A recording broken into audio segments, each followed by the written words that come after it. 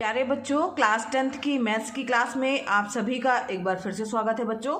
और हम पढ़ रहे थे चैप्टर नंबर 13 पृष्ठीय क्षेत्रफल और आयतन। बच्चों, प्रश्नावली 13.1 हम लोगों ने स्टार्ट कर दिया था और इसके प्रश्न नंबर 6 तक के प्रश्न जो है हम इसके पहले की वीडियो क्लासेस में हल कर चुके हैं और आज हमें प्रश्न नंबर 7 से स्टार्ट करना है।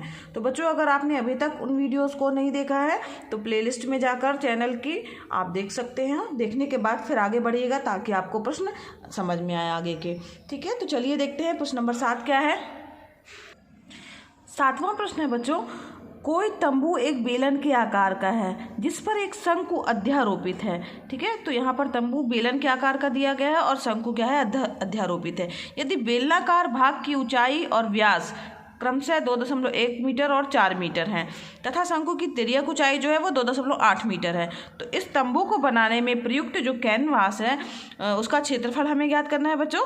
साथ ही 500 रुपये प्रति मीटर स्क्वायर की दर से इसमें प्रयुक्त कैनवास की लागत ज्ञात करना है। ठीक है, तो यहाँ ध्यान इसमें लिखा हुआ ध्यान दीजिए कि तंबू के आधार को कैनवास से नहीं ढका जाता है ना, तो जो तंबू का आधार होगा ना उसको कैनवास से हमें नहीं ढकना है। आइए देखते हैं इस प्रश्न को कैसे हल करेंगे। तो इस प्रकार बच्चों देखिए हमारा चित्र बन के आएगा। तो यहाँ पर देखिए एक तंबू है जो कि बेलनाकार दिख रहा है आपको, और यहाँ पर जो इसकी ऊपर शंकु रखा हुआ है इस तरह से बना हुआ है और ये 2.8 मीटर इसकी तिर्यक ऊंचाई दी हुई है। और यहाँ पर जो है इसका यहाँ से यहाँ तक के बीच की दूरी 2.1 मीटर दी हुई है ना, व्यास जो है, और यहाँ पर इसकी ऊंचाई कितनी दी हुई है वो है 4 मीटर। ठीक, तो अब हमें यहाँ पर जो है तंबू को बनाने में प्रयुक्त जो है कैनवास का हमें क्षेत्रफल ज्ञात करना है। तो सबसे पहले जो दिया हुआ है सब बेलन का जो व्यास दिया हुआ उसकी हम पहले त्रिज्या ज्ञात करेंगे। तो लिखिएगा बच्चों कि बेलनाकार जो है भाग का व्यास दिया हुआ है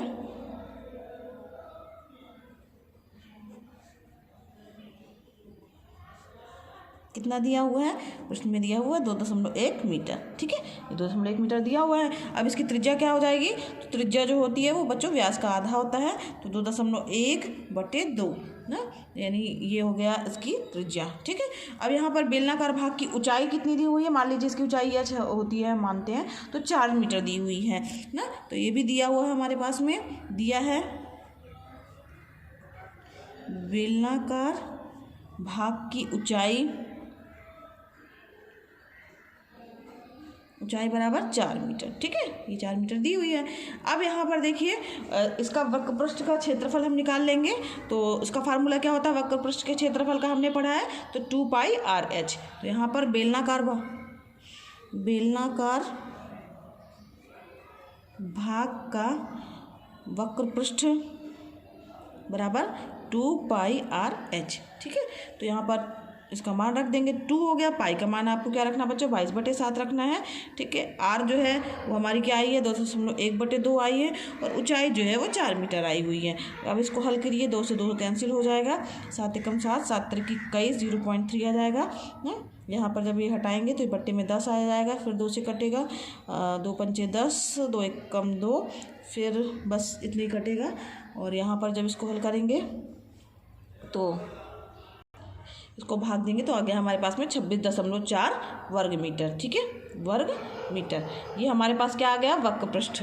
ठीक, अब यहाँ पर जो है जो शंकु के आकार का जो ये है, ठीक है, तो इसके भाग की त्रिज्या क्या होगी, इसकी त्रिज्या भी बच्चों वही होगी क्योंकि ये 2.1 है तो यहाँ पे भी तो 2.1 ही है, तो इसकी त्रिज्या कितनी हो जाएगी 2.1। तो लिखिएगा बेलनाकार जो शंकु के आकार का बेलन का तो हो गया। अब शंकु के आकार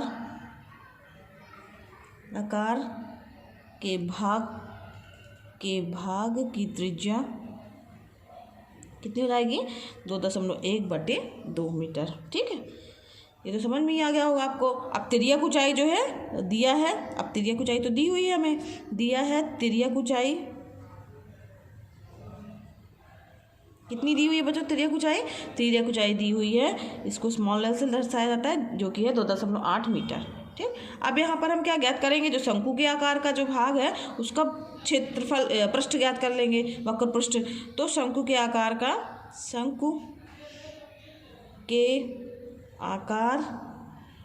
के भाग का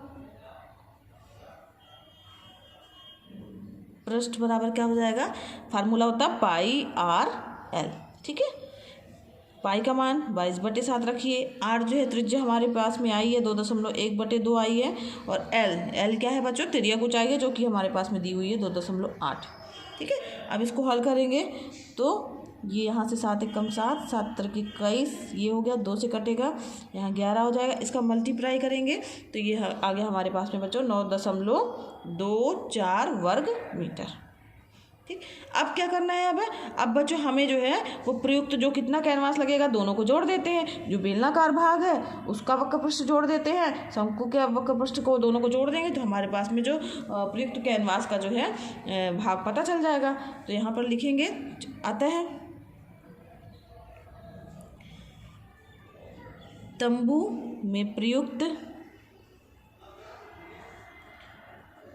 कैनवास इक्वल टू क्या हो जाएगा, ये दोनों को जोड़ देंगे तो ये 26.4 प्लस 9.24 वर्ग मीटर। ठीक है, अब ये इन दोनों को जोड़ दिया हमने तो ये हमारे पास में कितना आ गया, ये हो गया हमारे पास में 35.64 वर्ग मीटर। अब ये हमारे पास में क्या हो गया, तंबू में प्रयुक्त कैनवास हो गया। अब कुल लागत कितनी है, अगर यहाँ पर दर दी हुई है 500 रुपये प्रति मीटर, तो दिया है, एक तो यही आंसर हो गया क्योंकि उसने पूछा था कितना कैनवास लगेगा। फिर इसके बाद जो दिया है कि प्रयुक्त कैनवास की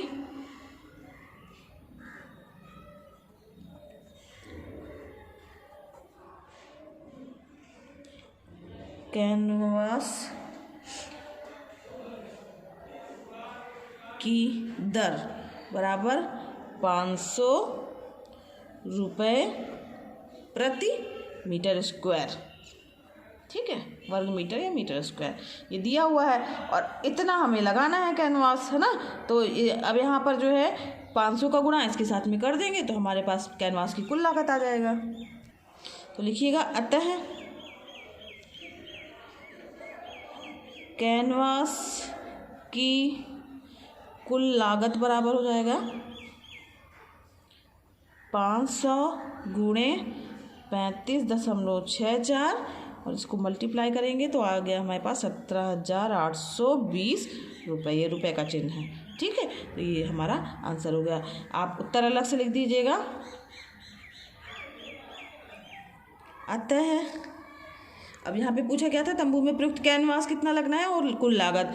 अतः तंबू बनाने में कुल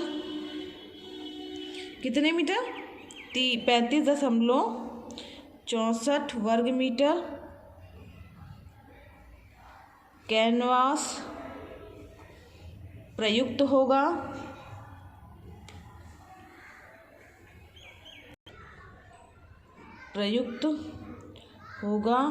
व कैनवास की लागत की कुल लागत 17,820 रुपये होगी। ठीक है, होगी, ये हो गया हमारा आंसर। ठीक, तो समझ में भी आ गया होगा किस तरीके से किया गया है। आगे बढ़ते हैं नेक्स्ट प्रश्न की ओर।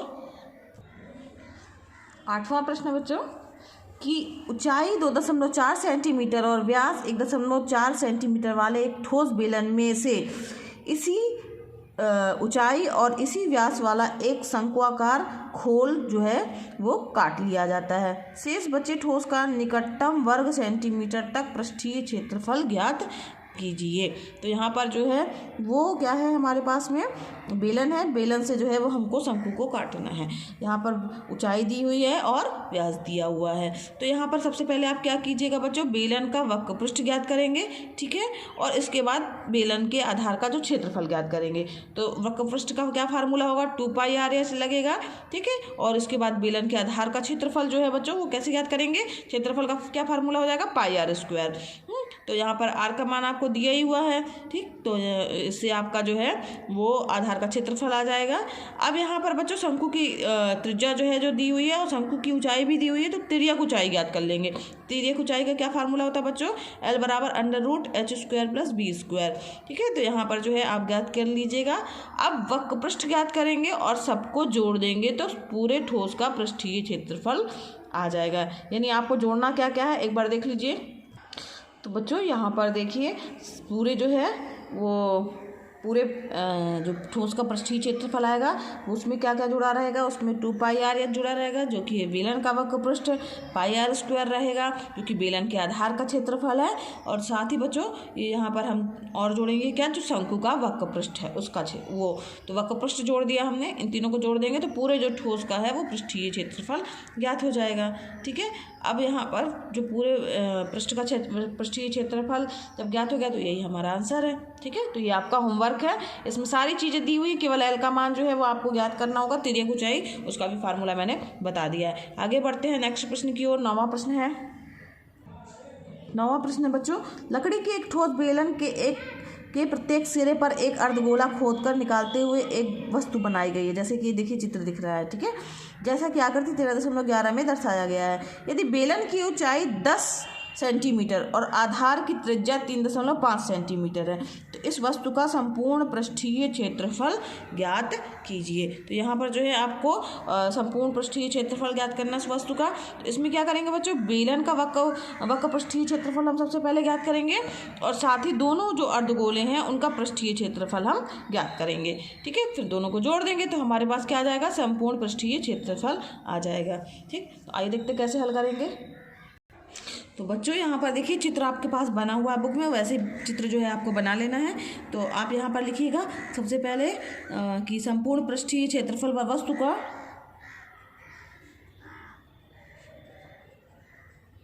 संपूर्ण पृष्ठीय क्षेत्रफल जो कि हमें ज्ञात करना है वो बराबर क्या हो जाएगा, बेलन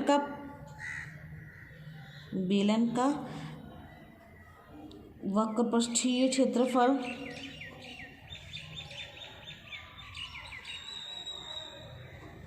ठीक है, और उसमें हम क्या जोड़ देंगे, प्लस दोनों अर्धगोलों का पृष्ठीय क्षेत्रफल, ठीक है। इसमें जोड़ देंगे तो हमारे पास में संपूर्ण पृष्ठीय क्षेत्रफल ज्ञात हो जाएगा। अब यहाँ पर जो चीज़ें दी हुई हैं वो लिख लीजिए, चाहे तो आप दिया है पहले लिख सकते हैं। दिया है बेलन की ऊंचाई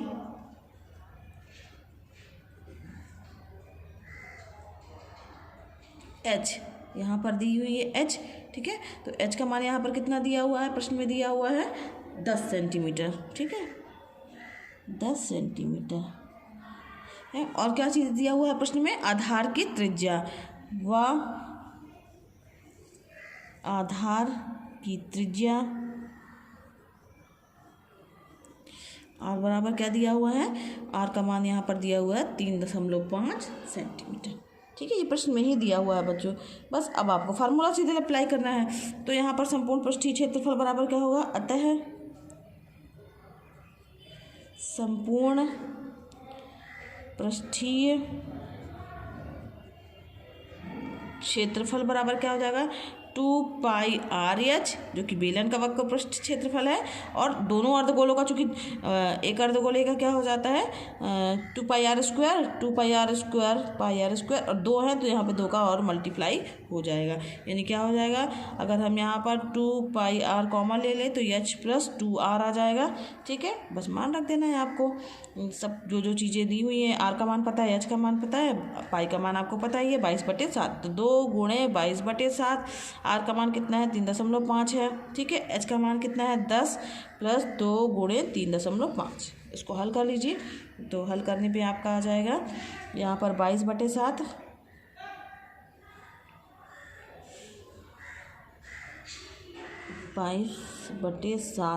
और 35 दूनी 70 यानी 7 हो जाएगा, 7.0 हो जाएगा ये है। और यहाँ पर इन दोनों को जोड़ेंगे तो ये 7 × 10 17 हो जाएगा, 17.0।